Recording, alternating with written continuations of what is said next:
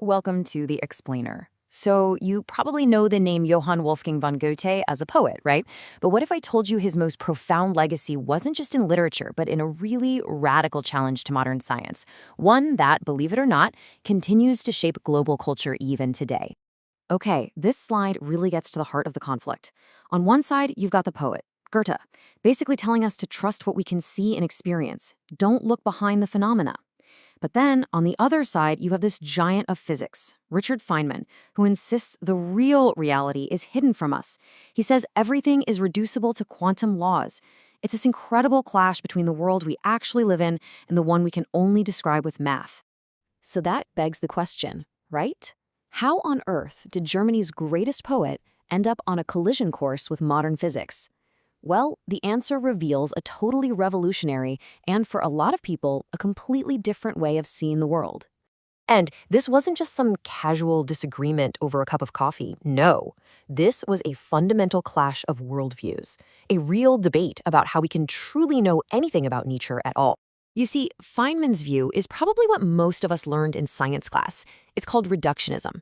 The idea is, to understand something, say a clock, you have to take it apart. To get nature, you break it down into its tiniest bits.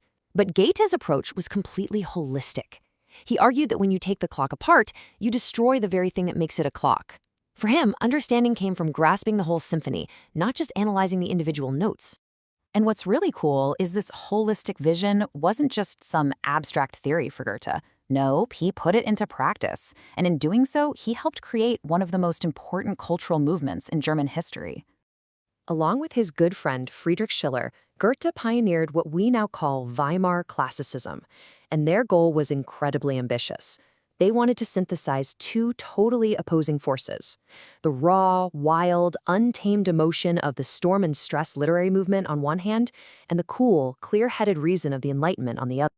And as he said himself, he and Schiller were very conscious architects of this new way of thinking. They weren't just going with the flow of a movement.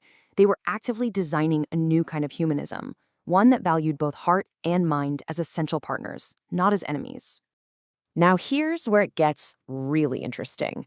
Goethe didn't just apply this thinking to art and poetry. He took the exact same holistic approach to the natural world itself. For him, nature wasn't some cold, dead machine you could just disassemble. It was a living, breathing, dynamic whole. He actually believed that even the most complex physics equations, the kind Feynman loved, could be understood in a poetic way. They were like nature's musical score, describing a universe where every single note affects the entire melody. His was a science of seeing, one that focused on qualities, not just quantities. For example, in his rows of temperaments, he didn't just measure light waves. He linked the actual experience of a color to our psychology. In botany, he had this incredible idea that all parts of a plant, the stem, the petal, everything, were just different versions or transformations of one single form, the leaf.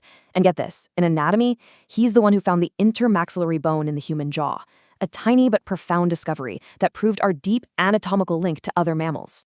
Okay, so this powerful idea of synthesis and humanism, it didn't just stay in a book. It actually became the blueprint for Goethe's most enduring and maybe his most surprising legacy, a massive global cultural institution. Think about it. After the absolute devastation of World War II, Germany had this monumental task of rebuilding its entire cultural reputation. And the figure they chose to represent this new Germany, it was Goethe. And you have to ask, why him? Because his work embodied these universal humanistic values that could rise above the nation's dark political past. His whole identity as a citizen of the world was the perfect foundation for an institution that was all about intercultural dialogue and exchange, not nationalist propaganda. It was all about connection, not control.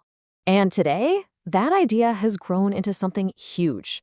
There are 159 Goethe Institutes in 94 countries, forming this incredible global network for cultural exchange, for learning, and for collaboration. Even its funding model reflects this unique mission. So while it's mainly funded by the German Foreign Office, it operates as an independent nonprofit. This structure makes it a key instrument of what's called Germany's soft power, which is just a way of building influence and trust around the world, not through military might, but through culture, values, and dialogue. So let's just step back for a second. From a deep philosophical argument with physics to a major cultural movement, all the way to a global network, Goethe's core idea of synthesis has had a truly remarkable journey. So what's the big takeaway here? At its heart, Goethe's entire life's work was this passionate fight against fragmentation.